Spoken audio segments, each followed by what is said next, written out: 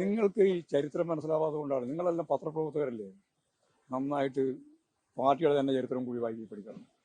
നിങ്ങൾക്കറിയോ, തൂക്കുമരത്തിൽ നിന്ന് ഇറങ്ങി വന്ന കമ്മ്യൂണിസ്റ്റ് വിപ്ലവകാരി ആരാ കേരളത്തിൽ?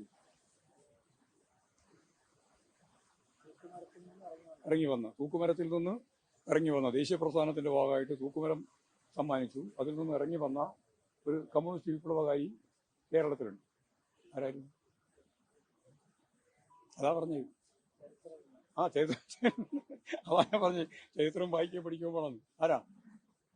കണ്ണൂരിലെ പത്രക്കാർക്ക് അറിയില്ല, അതിന് വ്യക്തമായില്ലേ? എന്നാൽ അത് KPR ഗോപാലനാണ്. മനസ്സിലായോ? 1940 സെപ്റ്റംബർ 15 ഉജ്ജ്വലമായിട്ടുള്ള പോരാട്ടത്തിന്റെ മുമ്പിൽ നിന്ന് ആ പട നയിച്ച KPR ഗോപാലിനെ തൂക്കാൻ വിധിച്ചിരുന്നു. ഗാന്ധി ഉൾപ്പെടെ ഇടപെട്ടിട്ടാണ് അവസാനം ദേശീയ സ്വാതന്ത്ര്യ പ്രസ്ഥാനത്തിന്റെ ഭാഗമായിട്ട് അദ്ദേഹം ജീവിതത്തിലേക്ക് തിരിച്ചു കൊണ്ടുവരാൻ സാധിച്ചത്. ആ KPR ഗോപാലൻ ഒരു ഘട്ടത്തിൽ കമ്മ്യൂണിസ്റ്റ് പാർട്ടിയായിട്ട് തെറ്റി പോയിട്ടുണ്ട്. അറിഞ്ഞിട്ടുണ്ടോ? അതുണ്ടല്ലേ, അത് മനസ്സിലായിട്ടുണ്ട്. അപ്പൊ പോയിട്ടുണ്ടല്ലോ. അതാ ഞാൻ പറഞ്ഞത്. തെരഞ്ഞെടുപ്പ് മാത്രമൊന്നുമല്ല, തെരഞ്ഞെടുപ്പിന്റെ പശ്ചാത്തലത്തിൽ മാത്രമൊന്നുമല്ല ഇതെല്ലാം പോകുന്നതും വരുന്നതൊക്കെ.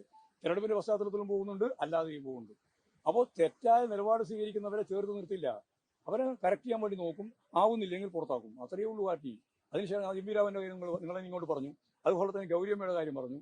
ഇതൊക്കെ ഇതാണ് നമ്മളിപ്പോൾ മനസ്സിലാക്കേണ്ടത്. ആദ്യമായിട്ടൊരു സംഭവം നടന്നിരിക്കുകയാണ് എന്ന രീതിയിലാണ് നിങ്ങൾ ഈ മാധ്യമങ്ങൾ ഉണ്ടല്ലോ. എന്താ സംശയമുള്ളൂ?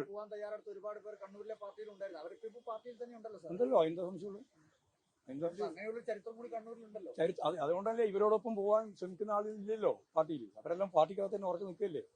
ശരി.